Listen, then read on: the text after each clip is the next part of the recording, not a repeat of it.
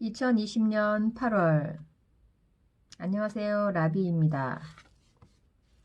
오늘 제가 가져온 책은 죽은 자의 집 청소입니다. 지은이는 김완. 부제목은 죽음 언저리에서 행하는 특별한 서비스.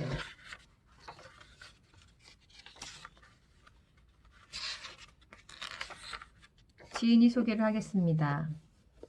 김완. 서울에서 태어나 부산에서 자랐고 대학에서 시를 전공했다. 출판과 트렌드 산업 분야에서 일하다가 전업 작가로 살고자 30대 후반에 돌연 산골 생활을 했다. 그 후 취재와 집필을 위해 몇 년 동안 일본에 머물며 죽은 이가 남긴 것과 그 자리를 수습하는 일에 관심을 두게 되었다. 동일본 대지진을 겪은 후 귀국하여 특수 청소 서비스 회사 하드웍스를 설립하여 일하고 있으며 일상적으로 막닥뜨리는 죽음 현장에 드러난 인간의 삶과 존재에 대한 기록을 남기고 있다.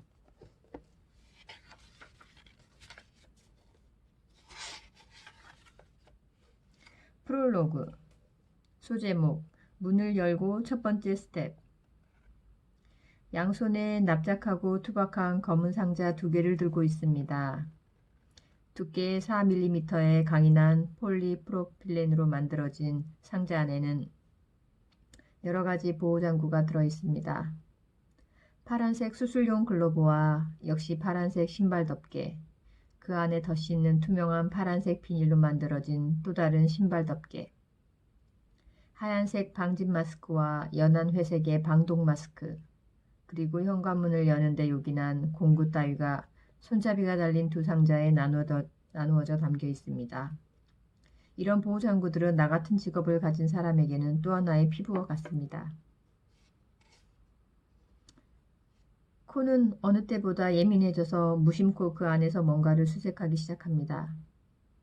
나의 지긋한 남자가 쓸 법한 고전적인 화장수 향기, 막 배달된 피자 냄새, 음식물 쓰레기 봉투가 머문 듯 아련하고 퀴퀴한 냄새.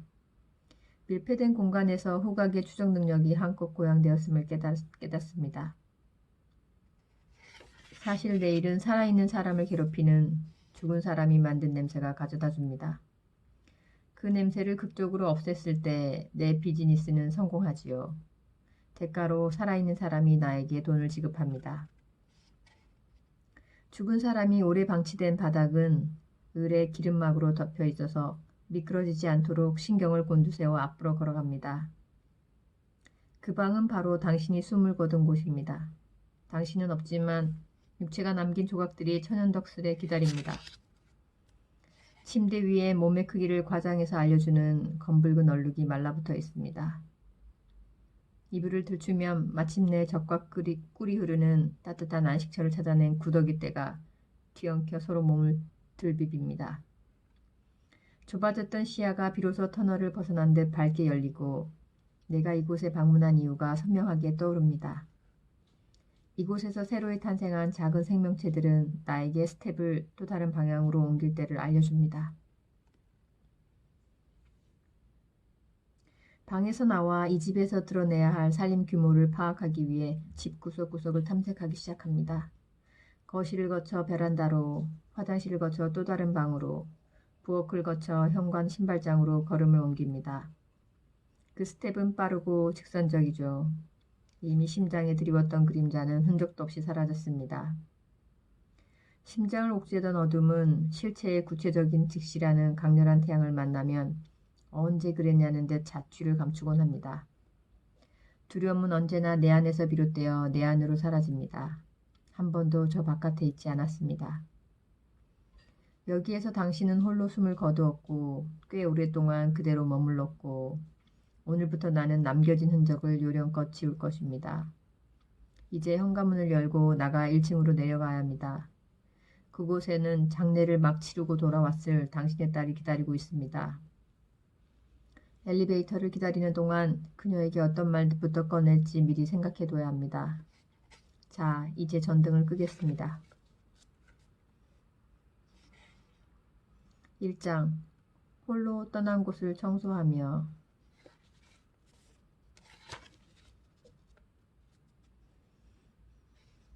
소제목 캠핑 라이프. 이른 저녁 식사를 마치고 막 해가 저물 무렵에 전화가 걸려왔다. 부동산 중개인은 자잘한 젊은 여성의 원룸을 맡기고 싶다며 이것저것 물어보더니 조심스레 말을 덧붙인다. 좀 특이한 점이 있는데 그렇다고 골치 아픈 것은 아니고 어차피 가보시면 알게 되겠지만 아무튼 살림도 없는 간단한 집이니 잘 부탁드립니다. 그런 말을 덧붙이면서도 목소리는 차분했고 사무적이지만 차갑지 않은 적정 온도를 유지하고 있어서 굳이 더 캐묻지 않았다. 상대가 상황을 설명하기 위해 20분 넘게 시간을 할애해도 막상 막닥뜨리는 현장 상황은 그 설명과는 딴파는 경우가 있고 짧은 몇 마디와 절제된 표현만으로도 현실을 적확하게 제대로 암시한 경우도 있다. 쉰을 간 넘은 듯한 부동산 중개인은 고객이 알아듣기 쉽게 매물에 대해 묘사하는 능력을 오랜 시간 터득해 왔을 것이다. 어둠 속에서 손을 뻗어 전등을 켰을 때 눈앞에 펼쳐진 예상 밖의 광경에 곤두섰던 신경은 금세 놀라움이라는 감정 뒤로 물러났다. 자살 현장에서 뜻밖의 마주한 캠핑장. 연분홍색 텐트가 방 한가운데 동그랗게 세워져 있다. 입구에는 소주병 67개가 놓여 있고 텐트 안에 두꺼운 에어 매트가 팽팽하게 부풀어 있다. 방이라는 공간에 놓여 이상하게 보일 뿐 그대로 강변의 자갈밭이나 숲으로 옮겨 놓아도 이상할 것이 없는 풍경이다. 주변엔 TV도 화장대도 없다. 입주자의 냄새를 풍기는 것은 흔히 행어라고 부르는 천장과 바닥을 잇는 여러 개의 금속봉으로 이루어진 옷 보관대뿐이다. 텐트와 화장실 입구 사이 장판에 혈액이 말라붙어 있다. 불쾌한 라벤더 향을 견디며 조심스레 엎드려 바닥을 닦아낸다. 화장실 전등 스위치가 있는 벽면에도 피가 말라붙어 있다. 그녀는 화장실 위 천장에 연결된 도시가스 공급관에 목을 메고 스스로 목숨을 저버린 것이다. 바닥을 닦다가 앉은 채로 잠시 천장에 가스관을 올려다본다. 문득 내가 그녀의 시점으로 이 공간을 내려보는 듯하다. 저기에 매달렸다면 그녀가 생에서 마지막으로 본 풍경은 잠시 뒤에 내가 분해하려는 바로 저 텐트의 정수리였을 것이다. 시도 철도 모르고 찾아오는 인간의 상상이란 잔인하다. 모든 살림을 한눈에 내려다보며 삶을 끝내려는 그녀는 어떤 심정이었을까? 친구여, 이 모든 것이 그저 어느 날 당신과 내가 함께 깨고 나서 돌아보면 웃어넘길 한낱 부질없는 꿈이었다고 말하자. 가방 속에서 이력서가 발견되었다. 그녀는 고등학교 졸업과 동시에 대기업 휴대전화 부품 공장에서 일했다. 5년을 근속하고 또 다른 대기업 공장으로 옮겨 또 몇 년 동안 일했다.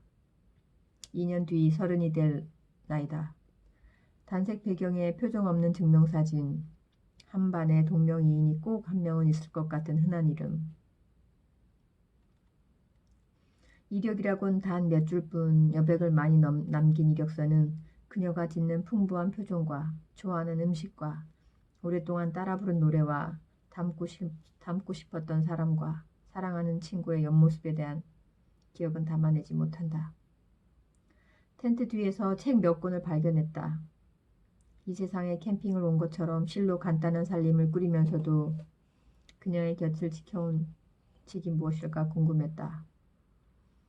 아무것도 하지 않을 권리, 참 소중한 너라서, 행복이 머무는 순간들, 아주 조금 울었다.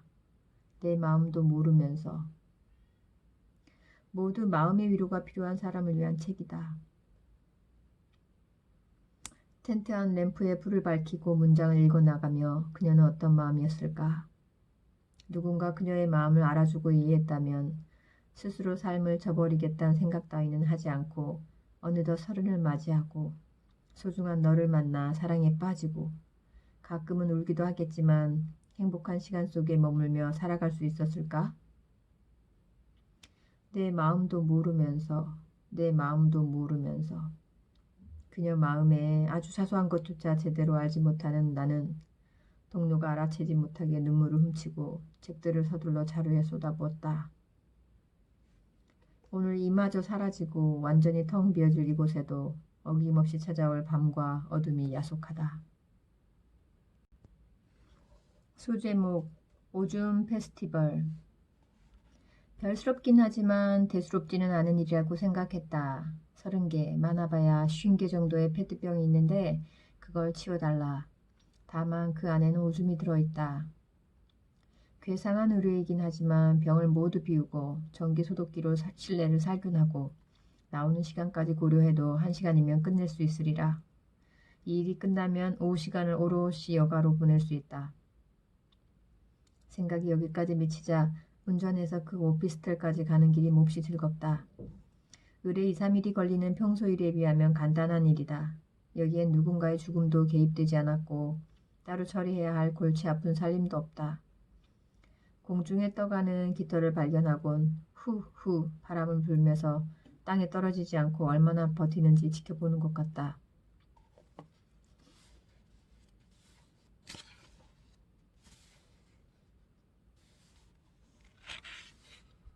도착하셨어요? 지금 제가 그리로 갈게요. 그리고 집주인들도 곧 오실 거예요. 저도 그 안의 상태를 확인해야 해요. 가벼운 일거리치곤 무대에 출연하는 배우가 많은데 전화로 일을 부탁하고 이곳까지 우리를 정한 젊은 여성은 부동산의 대표가 아니라 실장이라는 직책을 맡고 있을 것이다. 우리는 문 앞에 살균장치와 크고 작은 공급 박스, 가방 따위를 내려놓고 출연자들이 늦지 않게 등장하길 잠자코 기다린다.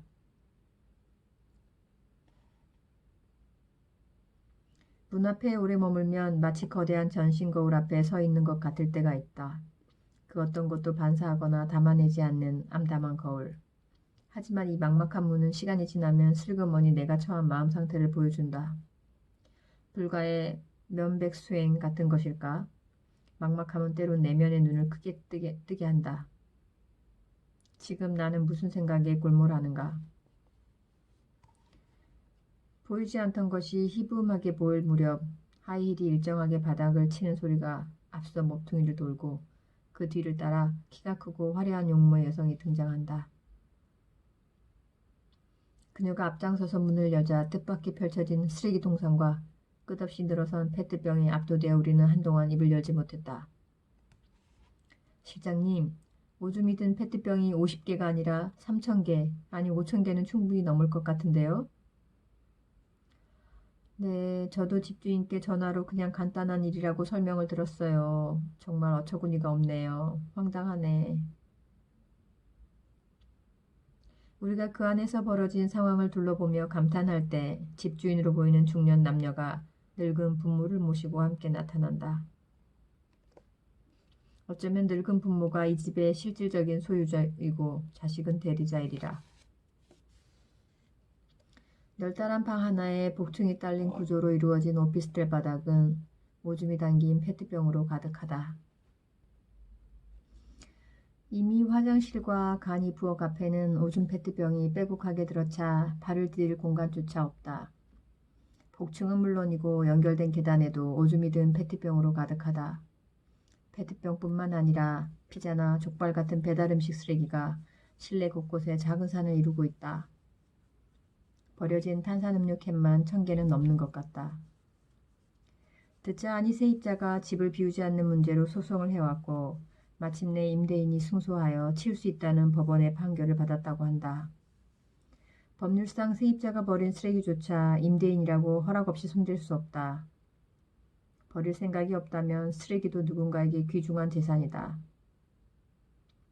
이곳에 오면서 떠올린 가벼운 깃털은 이미 어디론가 날아가고 이 많은 오줌을 어느 세월에 비울까 하는 근심이 신압으로 차오른다.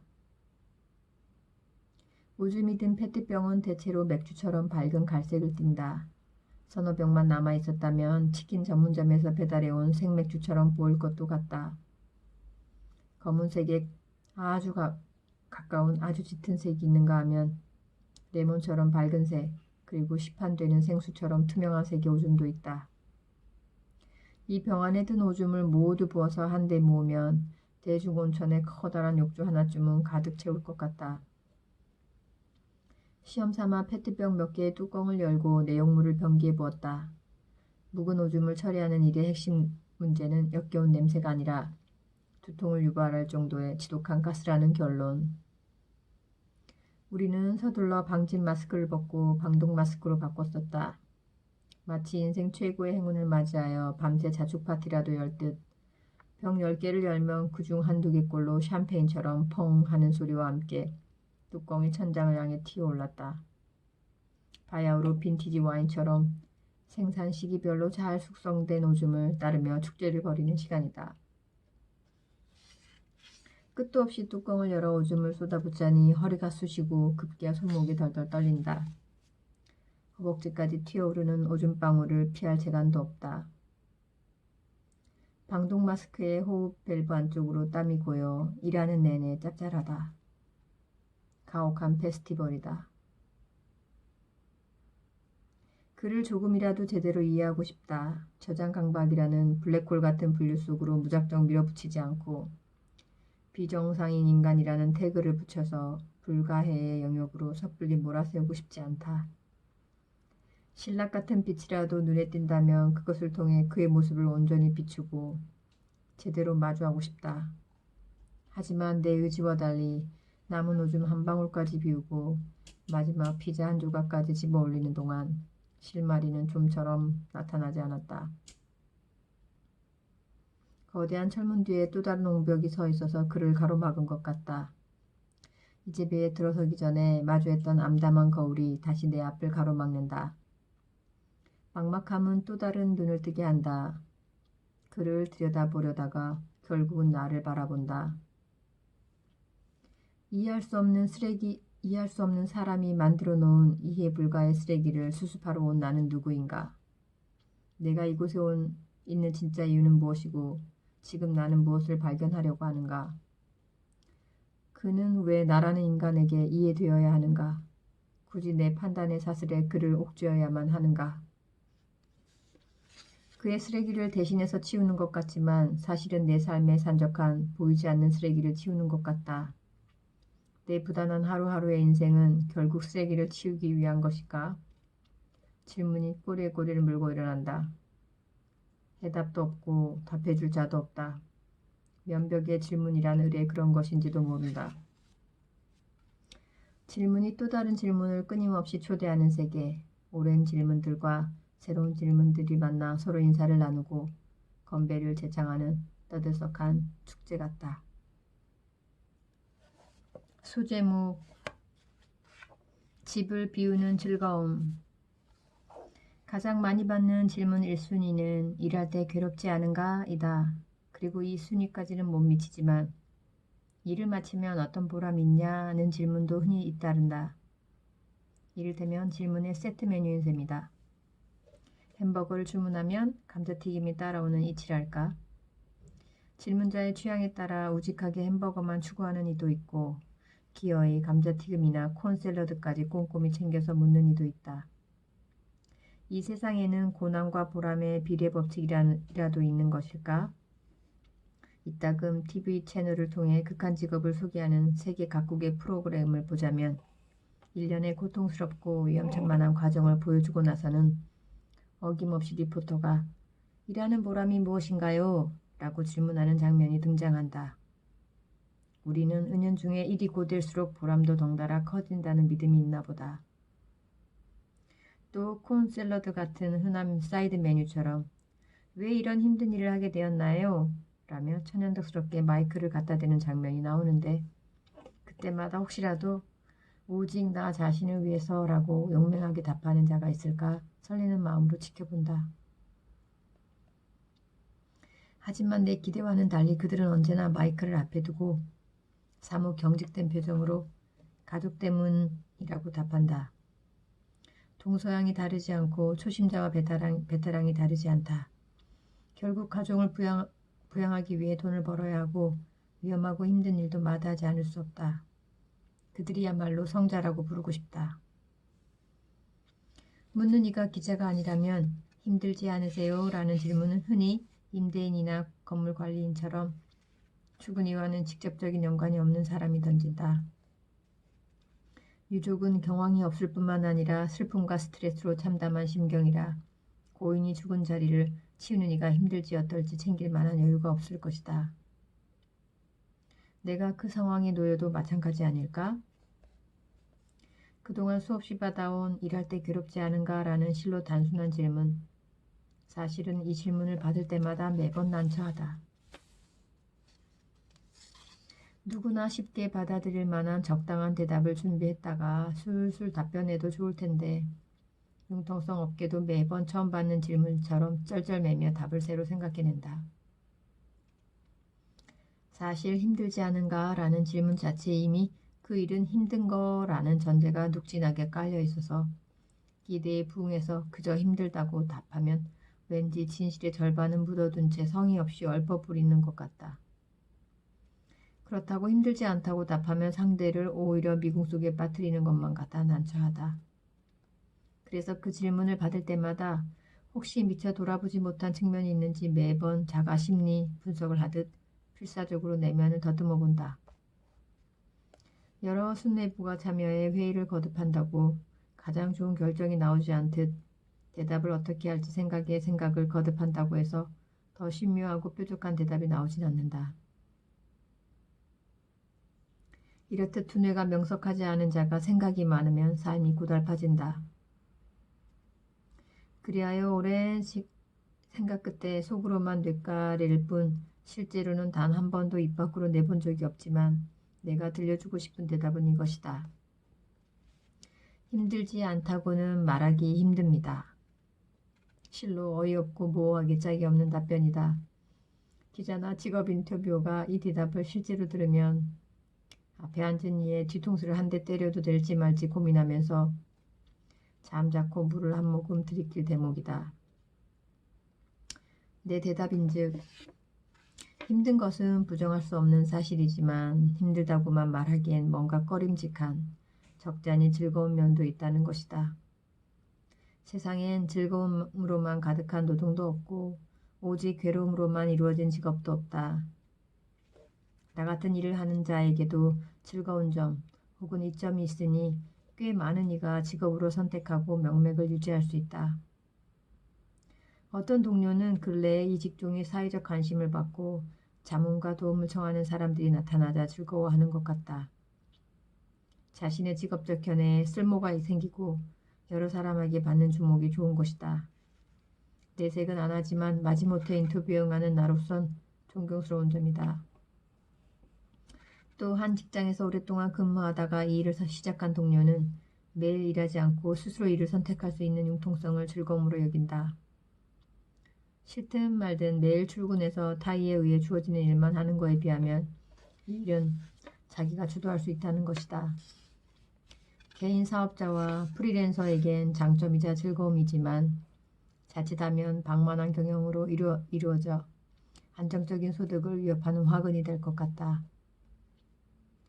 내가 이 일에서 찾는 즐거움 하나를 꼽으라면 단연코 해방감이다. 어쩌면 세상의 수많은 일 가운데 청소를 인생의 직업으로 받아들이고 새로 시작한 가장 큰 동기라고도 말할 수 있다. 악취 풍기는 실내를 마침내 사람이 마음 놓고 숨 쉴 수 있는 원래의 공간으로 돌려놓았을 때 살림과 쓰레기로 찢을 틈 없는 공간을 완전히 비우고 아무것도 남지 않은 텅 빈 집으로 만들었을 때 나는 자유로움과 해방감을 느낀다. 살아있는 자라면 필연적으로 코를 막고 기피하는 것을 요령껏 없애고 서랍과 장롱, 수납장에 오랜 세월 고이 잠들어 있던 온갖 잡동사니와 옷가지를 끄집어내 집에서 탈출시키는 것.